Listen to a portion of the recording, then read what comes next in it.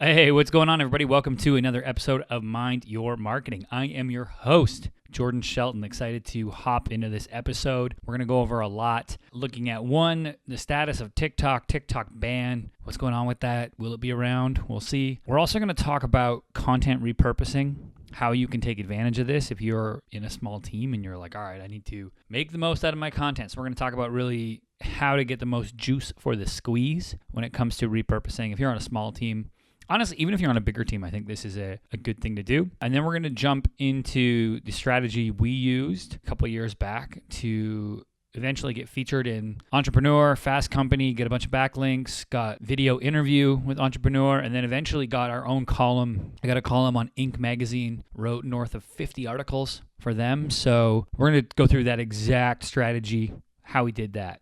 But let's jump in. Let's get into this. All right, news, TikTok.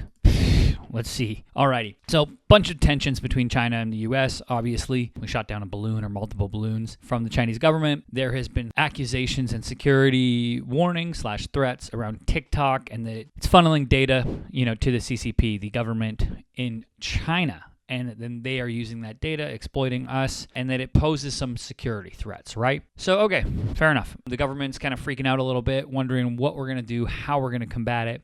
So there is a bill right now to ban TikTok. It is at the Senate and needs Joe Biden's signature to become official. Here are my thoughts on it. My thoughts are, well, one, it's largely out of our control, unless you want to start calling your congressman. Two, I think it's kind of funny in a way that a bunch of people in their 70s are going to decide what's going on with the app. Ultimately, of course, they have teams working to assess the security risk. And that's the reality of it. I think that if it is a security risk, hey, it is what it is. We got to move on. This is something that I think that it affects people who have built, a giant TikTok audience and built content there, but ultimately you can create very similar content on Instagram and YouTube Shorts, which we did. We actually talked about this in an episode, I believe episode 199 or 200, where we talked about should you be on Reels, YouTube Shorts, etc. And we got into there that, hey, you should actually diversify the risk, right? If TikTok goes away, you want to make sure that you're building up audience on those platforms because they're going to be around, right? They are US owned companies, so they're going to be around. You're not going to have to worry about,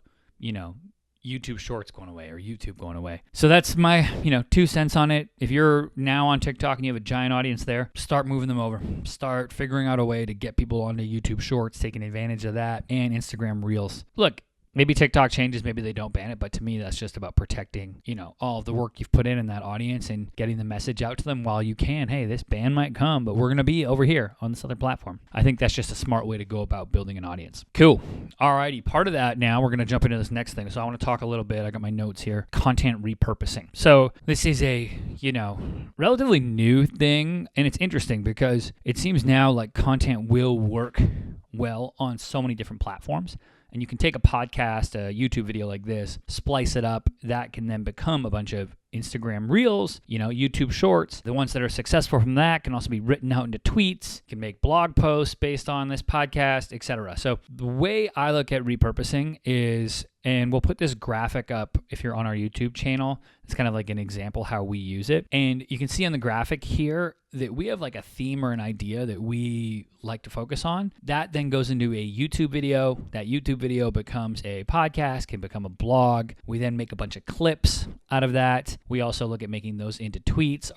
Can they be funneled? Can any of those ideas or be further, broken down into for a newsletter, etc. But we want to think of that one idea, that one problem that the customer has, and how we'll answer that, or the story that we're telling and how we tell that, and then break it out. Now, this falls to the wayside, and people are inconsistent on doing this because, look, we're stretched too thin, right? If you're a small marketing team or if you don't have a person who's one of their main responsibilities is content repurposing, it's going to fall to the wayside. So here's what I suggest doing. I suggest either one, if you have the budget, bring somebody on, make it one of their primary responsibilities to honestly just be a content remixer. Two, and the more cost-effective solution, but it involves giving up a little bit of the security around your files, hire a contractor. There's a lot of companies out there that will do this. I would hire a contractor whose sole job is to take your content and repurpose it and give them that clear deliverable. Hey, we're going to create this one piece of content and then I want you to go and make 5 clips, 5 tweets, a graphic, etc., all from that post. So hire a contractor. That's what we do internally. So we don't have a full-time content, repurposer, but we have a person who's a contractor who comes in, who takes things like this video and actually makes them into clips, and then I'll go through and post them, etc. So highly, highly recommend. All right. Last thing I want to cover today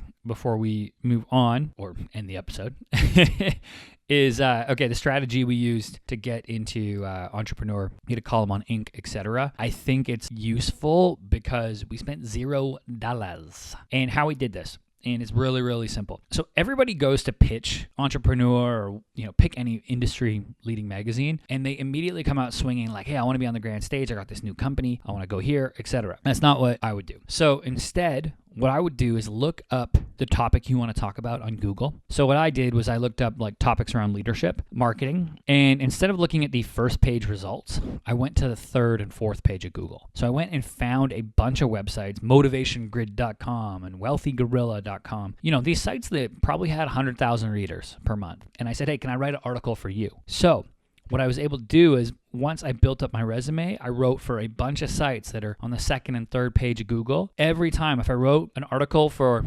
something with a high Alexa rank, which is basically your traffic ranking on the internet, look up Alexa rank, it's interesting. But let's say I was something on the third page of Google. The next time I would approach the second page of Google and say, hey, I just wrote for Wealthy Gorilla. Will you take my article or my submission for Motivation Grid? And they're like, oh yeah, okay, we know them. And I just continually stacked and leveled up every single time. So that eventually got us to the point where it flexed the writing muscle where I was able to create more consistently. 2, when I reached out to Inc. magazine, I now had all of this work online that I can include and say, hey, I want to write about things like this for you. They then took the application and said, gravy, let's go. And then we were able to put together over 50 pieces of content for Inc. magazine, which is going to be printed in their physical mag and get a bunch of backlinks back to our site, a bunch of good press. So I really enjoyed that part of it. The other thing we did alongside this, we use this website called Harrow. So it's Help a Reporter Out. And what happens is journalists come out and they put requests for things they need. So, hey, I need an expert to talk to me about dog training. And then all the dog trainers can respond. When you do this and you actually respond to these Harrows, so they come 2 to 3 times a day. And if you respond to the ones in your niche, they will actually take your quotes and throw them into articles. This is great because it does a couple things. 1, backlinks.